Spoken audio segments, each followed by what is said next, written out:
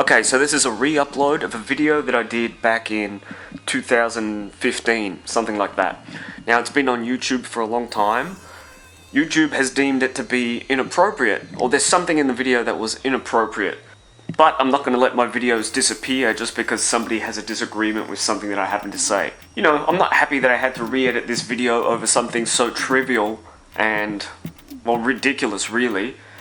So this is a re-upload of that video with edits in place. Enjoy. Constantly hitting this wooden thing.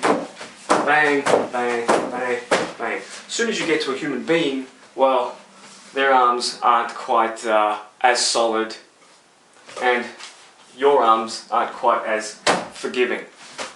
I mean, it's action, not words. Def Leppard taught me that. They also taught me photography, but that's another thing.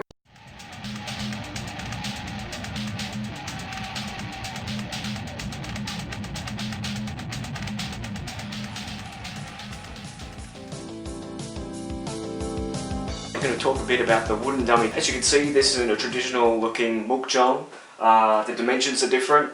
The arms are longer than usual, which means that your trapping has to be that much tighter, because we've got that distance to cover. Mukjang dummies, their arms are a lot smaller.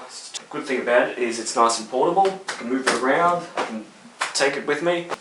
Most mukjangs, or most dummies, whether they be kung fu dummies, Filipino martial arts dummies, made out of wood, it doesn't have much give like most dummies. So again, people will always say to you, a dummy doesn't hit back. Unless they're quoting Bolo Yang and trying to be macho about it.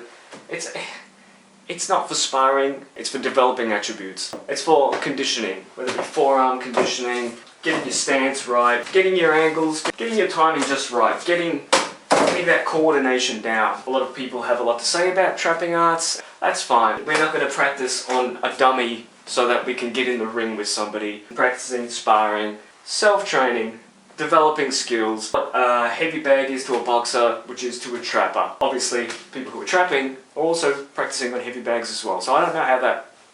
With the dummy, we can practice all sorts of things. We can practice our strikes, trapping. We can practice our weapon skills, whether it be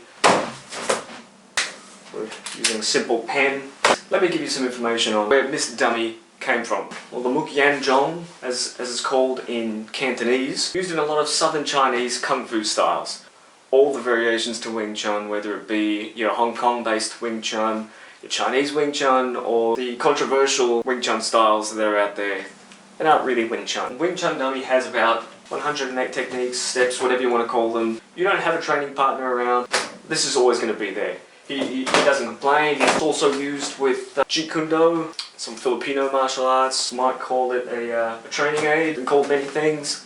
You know, people have made them out of steel. I know that my first dummy I constructed out of plumbing pipes. Filled it up with liquid nails. It helped with conditioning. Now, there's one thing that people tend to forget about conditioning, whether it be conditioning your legs for kickboxing, conditioning your arms with trapping. I mean, what you're doing is you're constantly hitting these sections of your body on something that's equally as hard, or even harder. Pieces of wood, pieces of metal, pieces of plastic. To keep up your calcium, because if you're not getting enough calcium, then you're causing fractures to yourself. And you know what? In the long run, probably not such a good thing. Calcium supplements, drink lots of milk. Be smart about your trainings. Once you've caused yourself an injury, once something's not 100% with you, well, your training's going to suffer.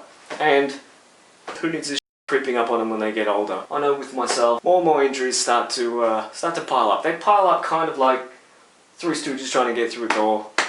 I mean, I've got injuries that I can't even recall how I got them. With Jeet Kune Do dummies, they've usually got a modified sort of neck or head. A lot of those are wooden, and again, being Jeet Kune Do, they branch out into other arts and apply them to the dummy. Choi Lee Fut has a dummy, different configuration of arms, of course. Now, we can approach the dummy any which way that we want to. Now again, conditioning, you're really going to solidify your arms. They become like steel. And on many occasions, I've had examples of people who have hurt themselves with the degree of conditioning that you eventually get Now you can imagine, you know, constantly hitting this wooden thing, bang, bang, bang, bang. As soon as you get to a human being, well, their arms aren't quite as solid, and your arms aren't quite as forgiving. So the harder that you go on the dummy, the harder you can go on a person.